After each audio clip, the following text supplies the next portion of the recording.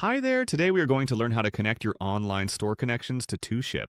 You can manage your store connection in the configuration panel on the right side. To add a connection, select Open under Add My Connections. Store connections are any type of link you have with an online store, like Shopify, WooCommerce, Etsy, and so on. During the connection setup, first choose the site you want to connect to. This could be eBay, Shopify, Temu, or any other store you use. Once you pick your store, hit Next. Now, you'll need to enter some information. The setup depends on the type of connection. For example, if you're connecting Shopify, just enter your mysite.myshopify.com subdomain.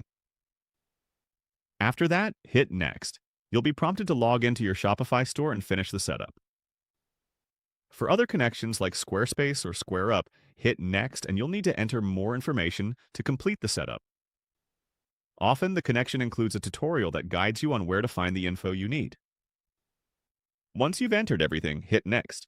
You'll be asked for some options to make sure your integration is live, so orders can flow into the 2Ship system for processing. All the information will get sent back to your store. That's the process. It's very straightforward. Thanks for watching. If you have any questions, feel free to reach out to the 2Ship support team at support@2ship.com.